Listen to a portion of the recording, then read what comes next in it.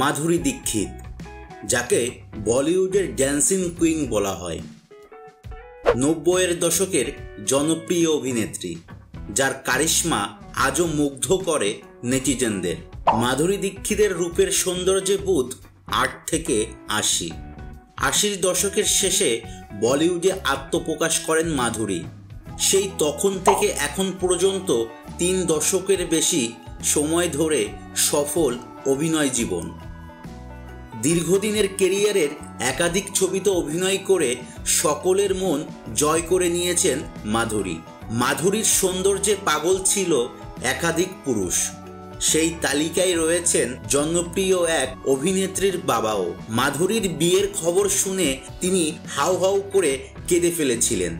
শুধু তাই নয়, নিজেকে টয়লেটে বন্দিও করে ফেলেছিলেন তিনি। মাধুরী যখন বিয়ে করেন তখন তিনি সর্বোচ্চ পারিশ্রমিক পাওয়া অভিনেত্রীর মধ্যে একজন। তিনি যখন বিয়ে করার সিদ্ধান্ত নেন তখন শুধু তার ভক্তরাই নয়, একাধিক তারকাদের মনও ভেঙে যায়।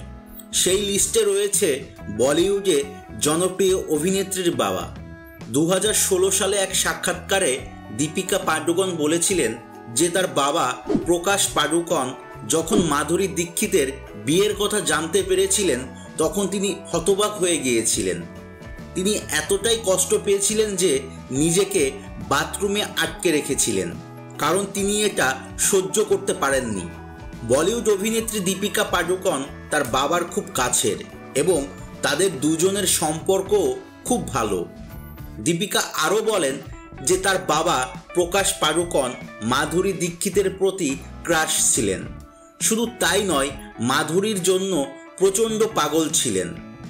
দীপিকা আরও বলেছিলেন বেশ কিছুক্ষণ পার হয়ে যেতে তারা দরজা ধাক্কা দিতে শুরু করেন।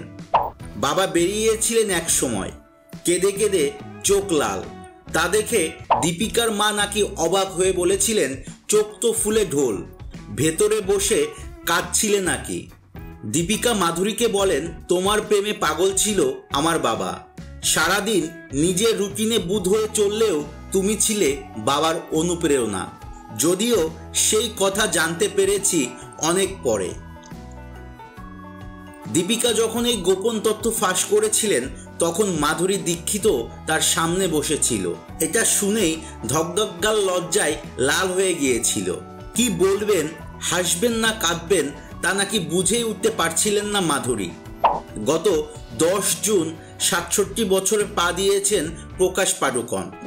মাধুরীর প্রতি তার ভালোবাসা কি এখনো এমন রয়েছে সেই খবর অবশ্য মেলেনি।